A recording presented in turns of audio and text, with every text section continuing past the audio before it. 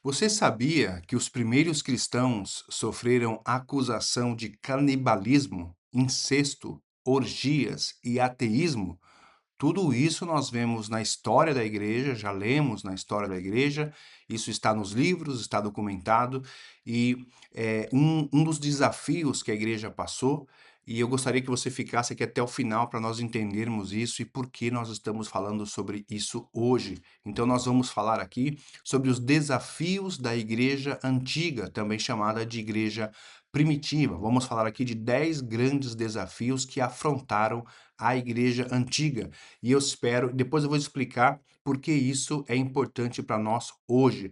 Então, a questão do canibalismo, os inimigos da igreja difamavam a igreja, usavam essa acusação, porque quando Jesus falava da carne dele, do sangue dele, e nós tínhamos a ceia do Senhor, ele dizia, este é o meu corpo, enfim, eles distorciam isso, deturpavam isso, manipulavam isso para dizer que os cristãos eram canibais. Então, além disso, a questão do incesto, como a igreja, os cristãos se chamavam de irmãos, meu irmão, minha irmã, meus irmãos, eles usavam isso também para dizer que os cristãos praticavam incesto. A questão das orgias, a igreja se reunia todos os domingos, tinha a ceia do Senhor e pregava o amor entre os irmãos, o amor, e enfatizava muito o amor. Então, a igreja muitas vezes fazia a chamada festa do amor, e eles usavam esta expressão, festa do amor, para dizer que a igreja se reunia para fazer orgias secretas. E também nós temos aqui a questão do ateísmo. Esta é uma questão bastante curiosa. Olha só, os cristãos eram acusados de ateus. E ser ateu naquela época era um grande problema, inclusive social. Olha só que interessante. É muito diferente da nossa cultura hoje. Mas como assim o cristão ser chamado de ateu, né? Como assim? Eles tinham, naquela sociedade, eles tinham os ídolos, tinham as imagens de escultura, então tinham os deuses romanos, tinham os deuses gregos, enfim, os deuses pagãos. E a igreja, obviamente, não adorava esses deuses, adorava unicamente, exclusivamente ao Deus vivo, ao Deus invisível. Como eles não tinham ídolos, como eles não tinham imagens de escultura, de prata ou de ouro, enfim, de barro, de qualquer coisa, não tinham nada palpável, era o Deus invisível, então aquilo era tido como um ateísmo, porque a igreja adorava um Deus invisível e não aos ídolos. E eles eram acusados de serem ateus. Olha só, tudo isso assolou a igreja e essas difamações foram usadas então para perseguir, para excluir os cristãos. Então nós temos aqui o número 2, os conflitos internos e murmuração. Vamos falar rapidamente, deixamos as referências aí para que você possa consultar com mais calma, ler e examinar. Todos esses textos nós já estudamos, os livros, versículo por versículo, e já sabemos disso, mas deixamos as referências aí para quem não conseguiu participar, né? Então, os conflitos internos e murmuração. A igreja teve tensões internas, sempre teve. Como a igreja é composta por seres humanos, e nós temos as nossas dificuldades, limitações, como seres humanos, nossos problemas, muitas vezes emocionais e psicológicos, enfim, cada um tem a sua personalidade, enfim, isso sempre foi sempre causou problemas mesmo, né, na igreja. Então, uma das tensões internas, dos problemas que aconteceu, ali em Atos nós vemos que a questão das viúvas helenistas, né, dos judeus ali, os judeus helenistas e os judeus que eram mesmo de Jerusalém, havia essa separação, essa divisão, e houve então, segundo as reclamações, houve um problema ali na distribuição diária de alimentos, algum tipo de desigualdade na distribuição, e isso gerou um grande conflito que chegou a quase rachar a igreja, um grande problema, inclusive tem ali os apóstolos dando uma solução para essa questão. Mas isso é só para exemplificar, estamos falando de Atos 6, o início da igreja já teve problemas ali de quase racha, de divisão mesmo, infelizmente isso sempre aconteceu, conflitos internos, murmuração, a problemas de dentro da igreja. Então, nós vamos falar aqui desses conflitos, nós vamos pensar nas perseguições e desafios externos, o que vem de fora para dentro da igreja, e os conflitos internos, que vêm ali da natureza humana, mesmo do ser humano, ali na convivência, na igreja, ali no dia a dia, quando vamos socializar e esse tipo de coisa, né? Então, legalismo religioso foi também um outro problema que a igreja sofreu. Nós temos isso ali no Concílio de Jerusalém, em Atos 15, temos a carta de Paulo aos Gálatas tratando também disso, mas alguns cristãos, alguns eram chamados inclusive de judaizantes, eles ensinavam que a fé em Cristo, basicamente a fé em Cristo não era suficiente. E que os gentios, ou seja, aqueles não judeus, eles precisavam guardar a lei de Moisés para serem salvos. Então, a lei de Moisés era um complemento obrigatório para a salvação. Olha como isso é grave, porque isso anula a graça de Cristo. Cristo deixa de ser suficiente. Isso foi um grande problema, inclusive, como já falamos, Paulo tratou disso na carta aos Gálatas, também mencionou isso em outras cartas, em outras epístolas. Então, esse é um problema de legalismo religioso que a igreja enfrentou e hoje também temos problemas parecidos, mas vamos avançar aos nossos próximos desafios aqui. Então, pecados internos e necessidade de disciplina. A igreja enfrentou também pecados, mentira, hipocrisia, imoralidade sexual, orgulho, partidarismo e abuso da liberdade cristã. Muita gente, às vezes de forma muito equivocada, pensa que a igreja começou sem problemas e a igreja eram todos muito santos e não existia nenhum tipo de desafio e problema. Isso é um desconhecimento da palavra. São pessoas que não estudam a Bíblia com atenção ou não estudam. Né? Por quê? Porque a igreja ela começou, como nós já falamos aqui, com problemas e em todas as epístolas, as cartas, inclusive, foram escritas justamente porque existiam problemas. As cartas, muitas vezes, eram cartas de correção. Quando estudamos as cartas, nós vamos falar um pouco mais sobre isso, talvez, mas a igreja teve muitos problemas internos, pecados internos. Por exemplo, nós temos ali nas cartas aos Coríntios, Paulo dizendo que havia pecados na igreja em Corinto, dos nossos irmãos em Corinto, que eram pecados tão graves de imoralidade sexual que nem entre os pagãos aconteciam aqueles tipos de pecados. Nós já lemos, já estudamos isso. Olha só, Paulo naquela época dizendo que aconteciam pecados na igreja que nem mesmo os pagãos idólatras cometiam aquele tipo de pecado, aquele tipo de imoralidade. Isso acontecia na igreja, inclusive que Paulo fundou a igreja em Corinto. Então, se alguém pensa que esse é um desafio atual e que na igreja antiga, né, também chamada de igreja primitiva, não aconteciam, eram todos muito santos e muito puros e perfeitos, é um completo desconhecimento mesmo da palavra, né, da história da igreja.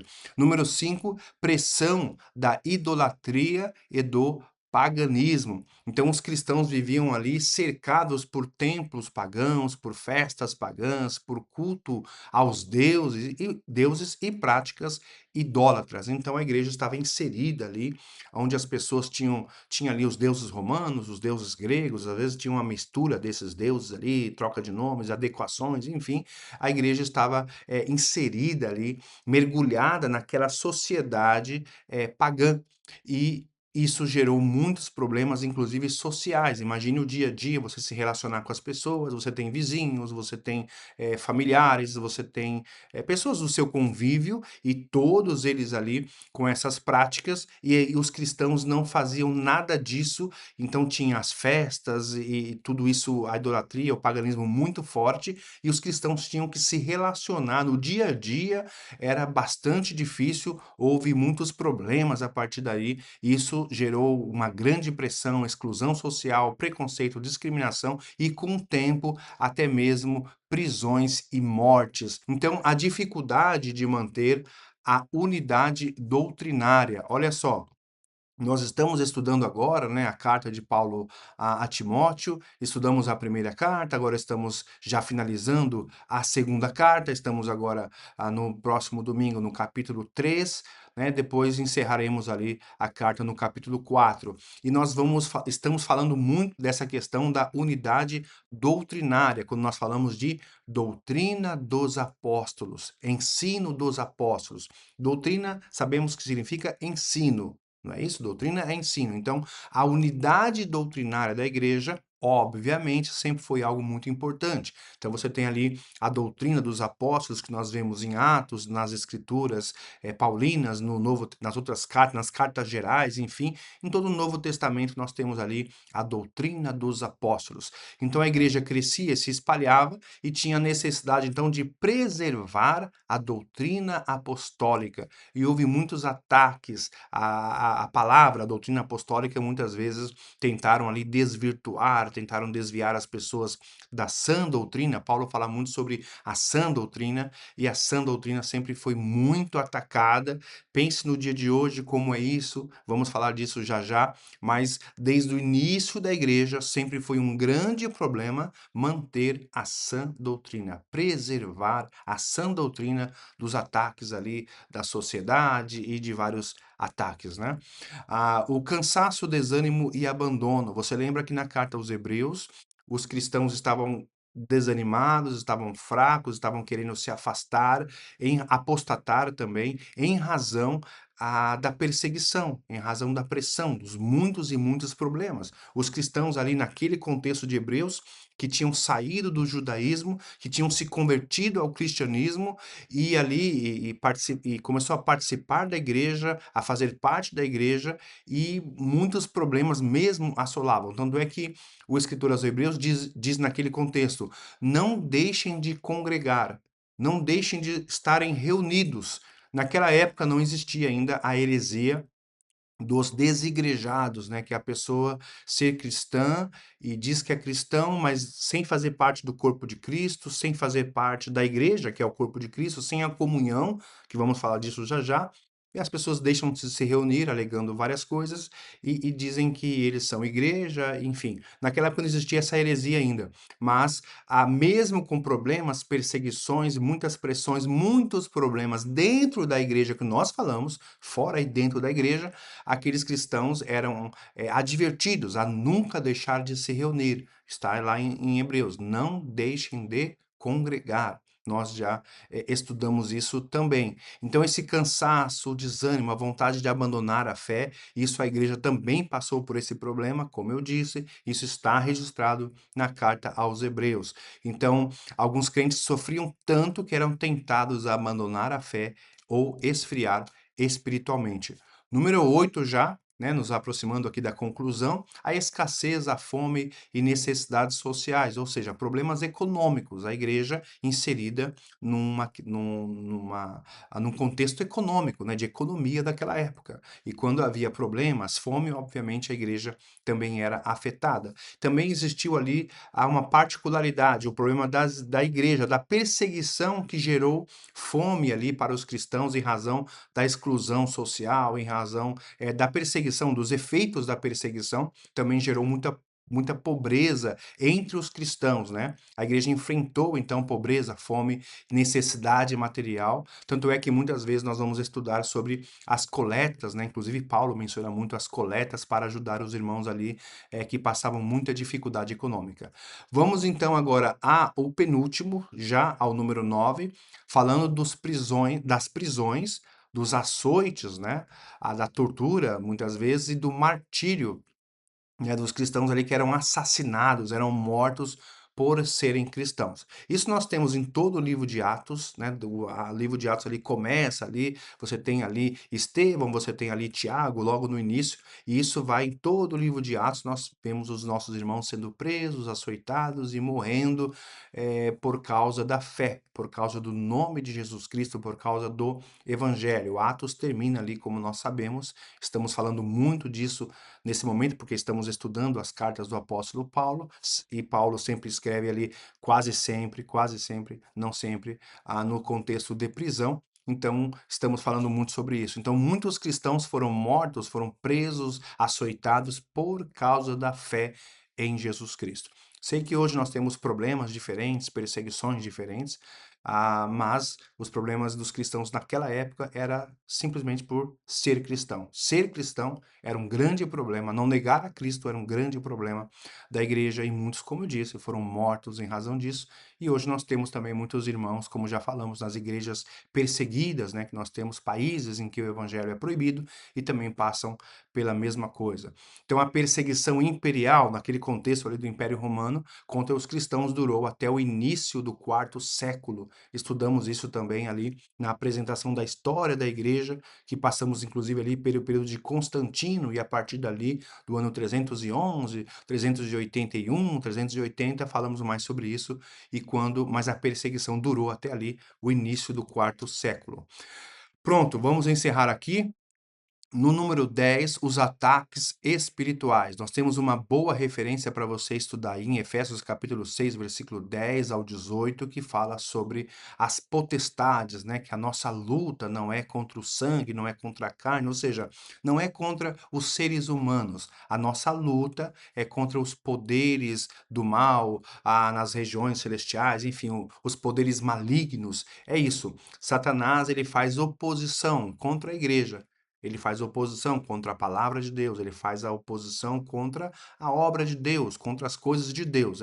Satanás, esse nome Satanás, essa palavra, uma das suas traduções é opositor. Então ele faz mesmo oposição. Isso desde o início da igreja, na verdade antes, né, desde o ministério de Jesus, ali Jesus quando chegando ali, anunciado como um bebê, nós já sabemos que houve aquela perseguição e essa perseguição ela perdura até hoje, não será diferente. Até um dia, até a volta do Senhor, até o dia do juízo, depois dali nós teremos a vida eterna com Jesus, sem nenhum tipo de guerra espiritual, sabemos disso, mas até lá a igreja enfrentará esses problemas de ataques espirituais.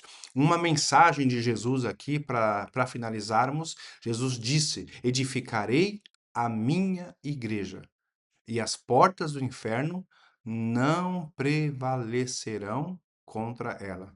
Então Jesus disse: edificarei a minha igreja. A igreja é de Jesus, a igreja tem um dono, foi ele que edificou. Temos que confiar no poder do dono da igreja, no poder de Jesus Cristo que edificou a igreja. A igreja não está abandonada e nunca estará. E ele disse: as portas do inferno, o que significa todos os poderes do inferno juntos. Todo o poder do inferno não vai prevalecer contra a igreja. Temos problemas com igrejas locais, igrejas que ali fecham, perseguição ali, países que proíbem o evangelho, mas a igreja do Senhor Jesus, a igreja invisível, a igreja dele, nunca o inferno vai prevalecer contra a igreja. Ele está no controle de tudo, ele é soberano e ele é onisciente. Temos que crer na palavra de Deus e é assim que se diz. Deixei algumas perguntas para reflexão aqui. Como uma igreja perseguida, caluniada e sem poder político conseguiu crescer dentro do maior império do mundo, né, o Império Romano? Como foi isso, né? Como uma fé que começou com pescadores, com viúvas, com escravos, gente simples, conseguiu abalar o Império Romano, como nós já estudamos também na história da igreja. E o que fez a igreja permanecer de pé quando ela não tinha templos luxuosos, pelo contrário, não tinha influência política, pelo contrário, não tinha liberdade religiosa, tanto é que era proibido, o evangelho era proibido, e nem aprovação social. Pelo contrário, tinha ali preconceito, discriminação, rejeição, perseguição, difamação contra os cristãos. E a igreja conseguiu, na história, ela conseguiu permanecer, ela conseguiu enfrentar e vencer estes desafios, cumprindo ali o que Jesus falou, que as portas do inferno não prevalecerão contra a igreja. Uma aplicação final, e aqui acabamos mesmo com o último slide, uma aplicação é pensarmos, e a igreja contemporânea? E os cristãos hoje? Né? Falamos aqui da história da igreja, desde o início, que a igreja passou, e hoje nós, como estamos? Qual é o nosso contexto? Aqui no nosso contexto, como nós dissemos, são vários países cristãos pelo mundo, cada um tem um contexto social, cultural, mas e nós, né? Você, no seu contexto. Uma mensagem para nós aqui, que a igreja dos primeiros cristãos ali, em Atos capítulo 2, os primeiros convertidos, a igreja começou assim, o padrão da igreja antiga, que deve ser o nosso padrão, que está na palavra de Deus, que é Atos 2. O que esses cristãos faziam? Como eles faziam? Eles perseveravam na doutrina dos apóstolos, aquela unidade doutrinária que nós falamos. Palavra de Deus, a revelação de Deus para a humanidade, a palavra de Deus, a vontade de Deus revelada para a humanidade. Isso é muito importante. Como eu disse, sempre haverá um ataque à palavra de Deus contra a unidade doutrinária, pessoas querendo distorcer a palavra, relativizar a palavra, dizendo que hoje em dia não é mais assim, isso é para aquela época. Nós temos vários problemas relacionados a isso, né? A teologia liberal, enfim, muitas ideologias entraram na igreja, hoje afetam os cristãos e a igreja, a vida espiritual dos cristãos, os ministérios, justamente por flexibilizarem a palavra, dizendo que, olha, isso não se aplica, isso não é mais assim, e é um problema que a igreja contemporânea está sofrendo. Deus está no controle, mas sabemos que, infelizmente, muitos estão apostatando da fé em razão da influência aí de Satanás contra a doutrina dos apóstolos, contra a palavra de Deus. A comunhão, estamos aqui, a igreja começou com comunhão, a igreja se reunia, os irmãos se reuniam, mesmo com perseguição, com todos os problemas que nós falamos, a igreja não deixava de congregar. O escritor falou aos hebreus: não deixem de congregar. E como eu disse, hoje, uma das heresias que tem até uma certa influência, os desigrejados, né? As pessoas que falam: tem alguns problemas na igreja, a igreja tem seres humanos e eles têm problemas, eles não são perfeitos, então como eu sou mais perfeito que eles, então eu não posso, não congrego por em razão disso. Enfim, é uma história meio confusa, mas deixam de fazer parte do corpo de Cristo, né? Jesus é o cabeça, somos o corpo, e algumas pessoas deixam de ser membro do corpo, de estarem ligados ao corpo, dizendo que isso não importa, que vão ser cristão em casa, enfim. Mas a igreja começou e continuou sempre em comunhão. Também fala aqui do partir do pão, que pode ser uma referência à ceia do Senhor e aquelas reuniões que eles tinham a ceia do Senhor e também se alimentavam, faziam ceias para os cristãos todos, né? E também tem a ver com reunião e com comunhão. E as orações, a igreja se reunia para orar. Oravam sozinhos, oravam individualmente, mas também se reuniam para orar, como quem lê a Bíblia sabe, quem estuda a Bíblia sabe que em todo o livro de Atos a igreja estava reunida orando, os irmãos sempre orando, não só em Atos, como também nas epístolas. Deus abençoe você, até a próxima.